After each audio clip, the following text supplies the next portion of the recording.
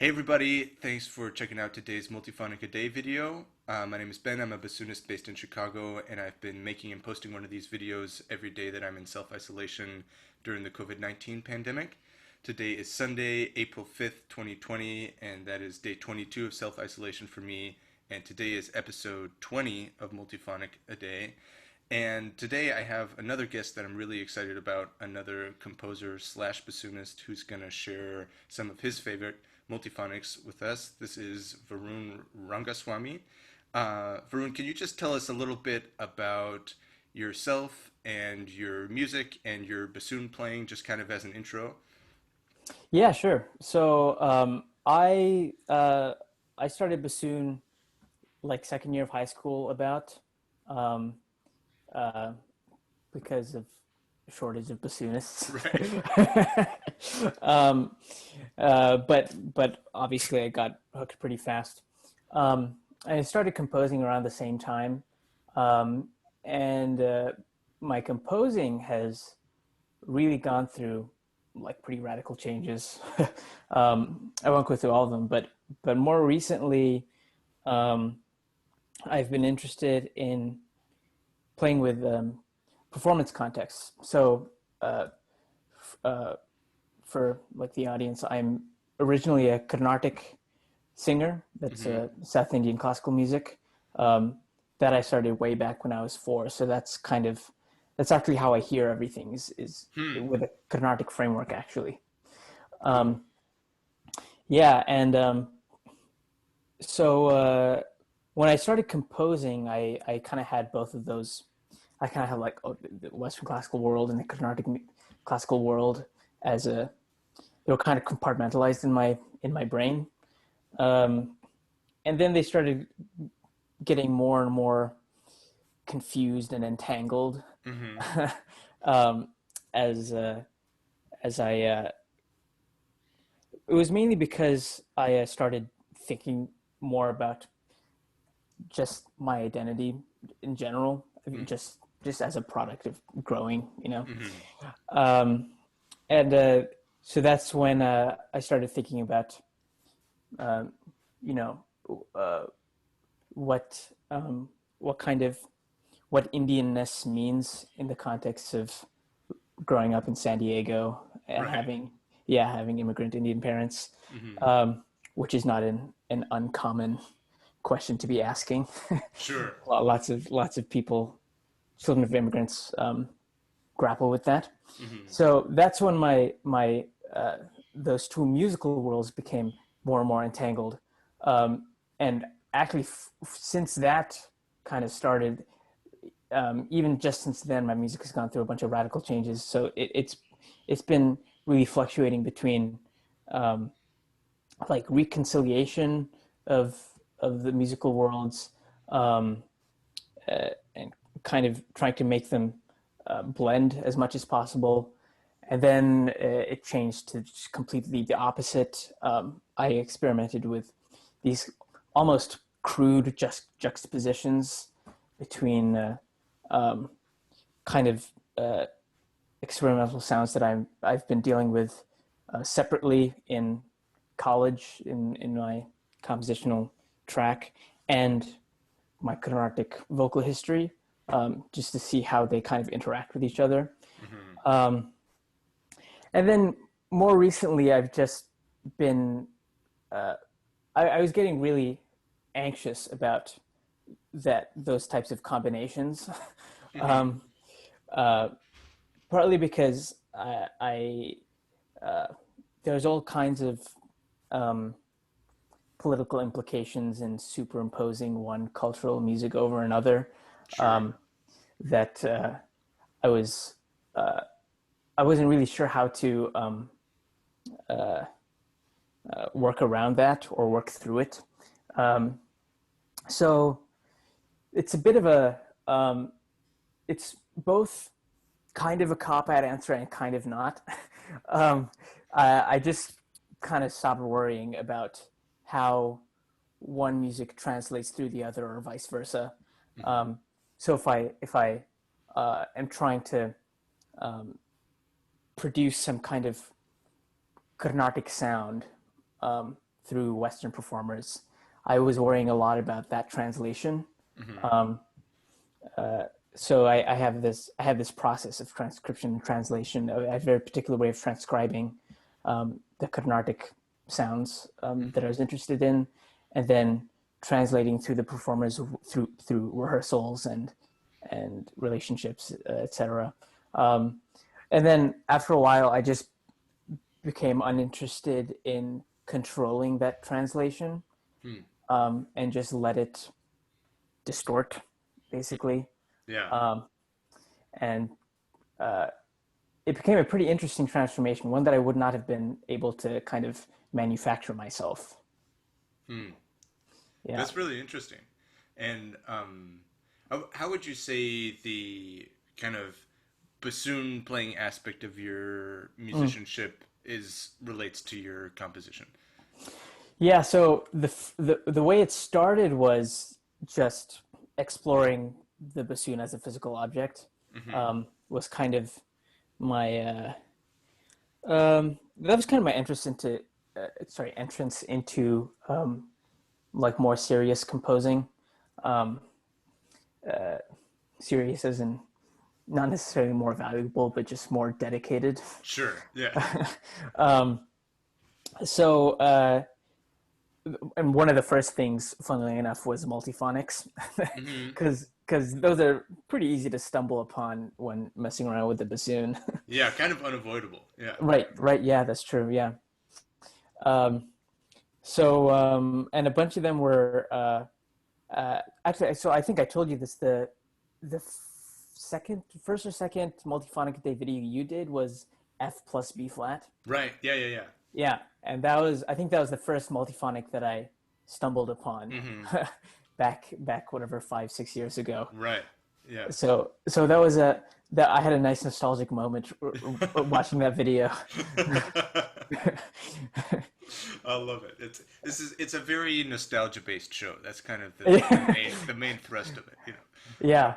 So that the way I explored um, compositional ideas through my bassoon allowed me to try and at least vicariously do that same exploration through other people's instruments. Hmm.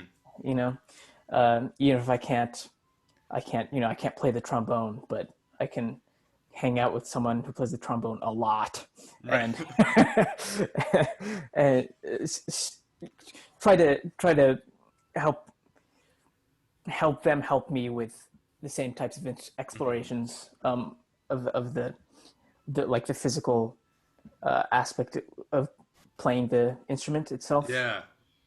And I was kind of interested in this has been done before, but isolating certain physical parameters Hmm. of playing the instrument, which the main person I know who does that a lot is Aaron Cassidy. Hmm. Uh, you Of know, course. Yeah. Yeah. Yeah. yeah, yeah, he has this like uh, isolating fingerings from lip motion. You get Right. really interesting, yeah, Yeah. Yeah. conflicts. Yeah. Yeah. Yeah. That's really interesting. And it's funny. I was talking to Tim McCormick yesterday, and he was Mm, saying I that watched that, yeah. yeah, for him as a bassoonist, it was like playing the bassoon, you're forced to confront this really intricate, complicated, frustrating mechanism, and that he Mm, thinks that for him that was a part of what guided him into like thinking about the physicality of producing sound. And mm, so it's interesting to hear you say a similar thing, but kind of along a different angle in terms of just like your own exploration on that instrument helps you to like figure out what to ask of performers, right? In a right, way, like in yeah. exploring their own instrument, and that's really cool. I really like that. So, um, well, let's get to it. Yeah. What do you want to show today? Well, I was interested in. Um, I remember you said some people don't. Oop, some people don't call these multiphonics Hmm. because they're. I mean, that's kind of right. But it produces multiple pitches. I was interested in playing these low notes, low B flat, B, C, and manipulating my air pressure and armature so that I get harmonics, but they fluctuate between different partials so quickly that it kind of seems like a multiphonic sometimes. Mm-hmm. Let's see if I can get it right now. So that's low B.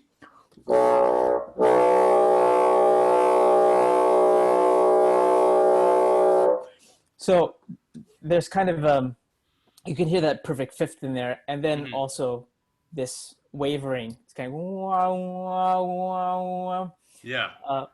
And that can it's a little frustrating when I want to get higher because the of course the higher partials they get closer and closer, Mm-hmm. so you get different sounding timbres with those closely spaced partials, but Mm-hmm. they're kind of difficult to get. Yeah. Yeah. You know? Can you try once? So just to be clear for everyone who's not, these are the easiest multiphonics, and maybe we can talk about the terminology a little bit Mm, more in detail in a moment because I think it's an interesting conversation.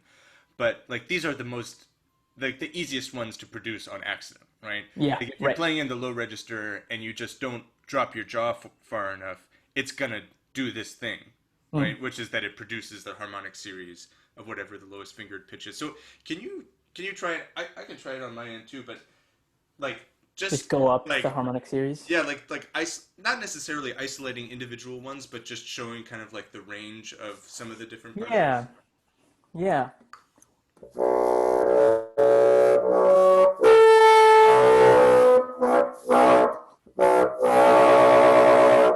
So Yeah, that really high one came up for a second there. yeah, yeah. I find. Have you ever done any experimenting with like half holing different keys in order to isolate harmonics? Yeah, Like I find yeah. on the low B flat, it's that one. It's really easy to isolate the A flat. Oh God, four. Like Mm. if I half hold my right hand first finger,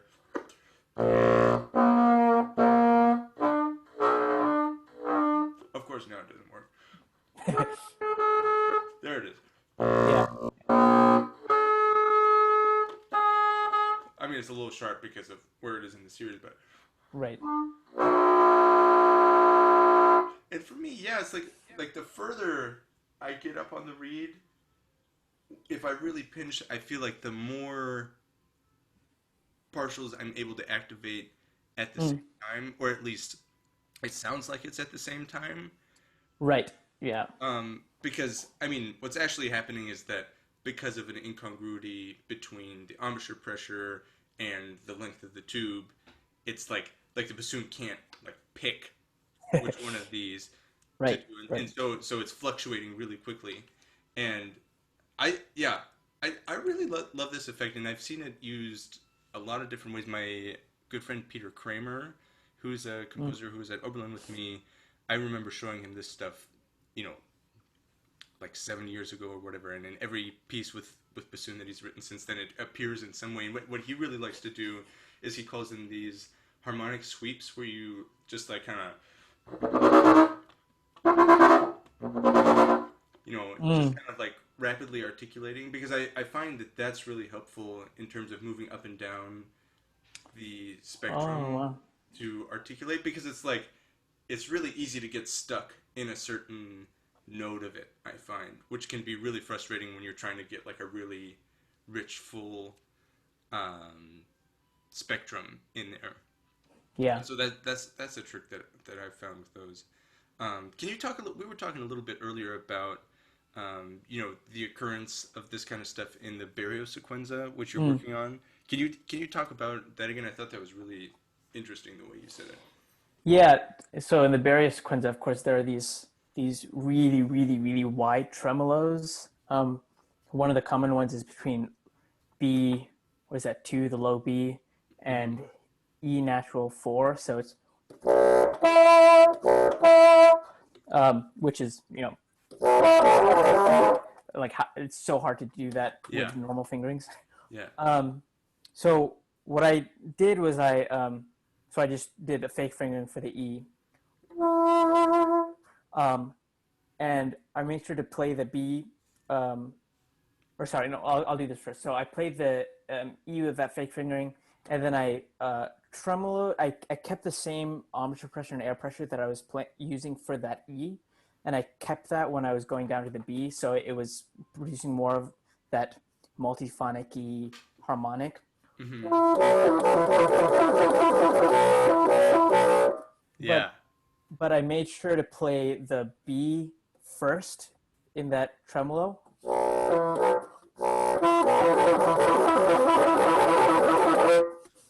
And sometimes the E kind of distorts too. But basically, if I have the low B and the low E come out cleanly first, what I found out happens with my own ear is I kind of replace the rest of it with what I heard first. Hmm. So even though it's a lot of distortions and multiple sounds happening with the rest of the tremolo, I hear it as B to E because that's how it started. Yeah. Yeah. It just kind of frames the way that your brain interprets that. Yeah, Yeah. yeah, Yeah. That's really cool. And and it so happens a couple times. in the piece. Yeah, Yeah. Yeah. Yeah. yeah. There are a couple, and it's of course it's easiest when or it's really only possible for me when it's one of those low notes. Yeah. So he has a lot of major thirds.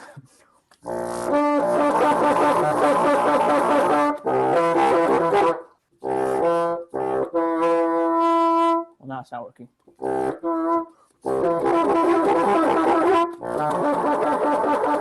Yeah. So it's kind of the same concept. Yeah, and so these are the so-called tremolos. I mean, that's a term that Mm. comes. I don't know how many people actually use that term, but I've always thought of those like that technique that you're doing now as a tremolo because it comes up in that piece so Mm. often. And Right. what do you think of as the possible range for this kind of overblowing? Like which notes does it work best with?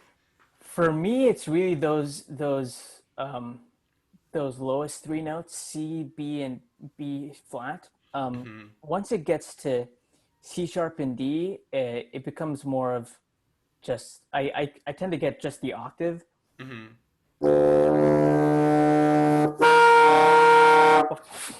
Well, Oh, I that's guess cool. not. Yeah.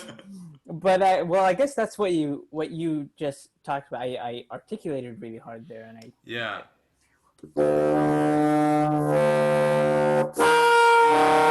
yeah. So I Yeah. can really only jump when I articulate really hard. If I just try to Yeah. do it with my pressure, it doesn't really work that well. Yeah, yeah, yeah. I find that having that disruption in the vibration of the reed can be really helpful for that.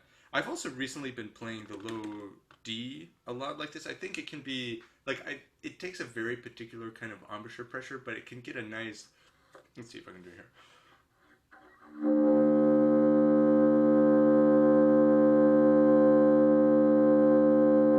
Like that's just a really nice Mm, complex sound I find, yeah. and maybe so this is like the controversy part of it, right? That so if we adopt the categorizations from the Galois book, the techniques of bassoon playing, which is largely kind of explaining all of the techniques that happen in the barrio sequenza. That's kind of how I think of Hmm. that book in a lot of ways. He categorizes these in a separate category from multiphonics without really explaining the distinction there. And I think that there are some important distinctions. For one thing, that the multiple pitches that are coming out are all contained within the harmonic series of the finger Right. pitch rather than kind of irregular um, notes. And clearly like sometimes even in the barrio there are places where you isolate just like one of the partials of an overblown harmonic by doing some half holing. Hmm. um, but to me, I've always thought of multiphonics as like kind of like an umbrella term for any time that a monophonic, supposedly monophonic instrument produces or appears to produce multiple sounds at once. And so, it's like I also think of rolling notes as Mm, multiphonics, and I've also right. always like thought of these as as multiphonics too. And like Jamie Lee Sampson in her book, she calls these polyvalent Yeah. multiphonics, Yeah. right? That she you know the distinction for her is that this is a fingering that generally speaking produces one thing, but then can also be led to produce this other sound. You know, just like if you underblow the F sharp fingering, like those are two different possibilities of that. And so I don't know. I've always kind of fallen more into that camp, like a big tent multiphonic camp. But I Mm. think it is, you know, important and worthwhile to like think about distinctions in the ways that those different ones are produced. Um, yeah, do you have any thoughts on that? Yeah, I guess for me the what the distinction becomes helpful because I can then that helps me um, basically deploy the technique better Hmm. because when I like once I realized that the what we were just doing is in fact the harmonic series, then I can um, then I have like specific goals to shoot for. Then I can be like, oh, I know that I can get one of these notes within the series. Mm-hmm. So I shoot for that instead of just kind of hoping for some kind of Right. double sound. So for Right. me, it just helps me um, uh, articulate what exactly I'm looking for. Sure. Sure. That makes sense. Well, awesome. Anything else that you want to say about these particular sounds or just in general about multiphonics? Um, Not really. I did remember that with the F plus B flat on the topic of trills Uh-huh. or tremolos. One of the second sounds I really liked was um, doing that F plus B flat and then trill. I don't know if you did this in I one don't of think your I did, no. videos. So I just that's just with the B flat key. Hmm. That's like Yeah. one of my favorite sounds. Yeah. What are you trilling there? Just the B flat key. I play F Oh, and I just just oh, trill. okay. Yeah, Got it. And then you're kind of sounds like you're kind of overblowing too to distort the F, right? yeah. That was kind of an accident, but it's really cool too. Yeah. Yeah. Yeah. I love that. And I mean that's one of the things that I want to try and show in these videos as well is that like you know any of these sounds or like any of these specific multiphonics can be used as starting points to explore like all these different effects, and I think that that's something that most of the pieces of contemporary bassoon music that I really love, they don't just like use them as these standalone objects, right? It's not like Right, chunk chunk chunk, but right. then that they kind of explore them in different ways and with changing embouchure and air pressure with changing fingerings and stuff like that. And so yeah, I think that's a great example of that. So Yeah. yeah, thanks for doing this today, and I'll post it later today. I'm excited. Sounds good. Thanks. All right, thanks Varun. Yeah.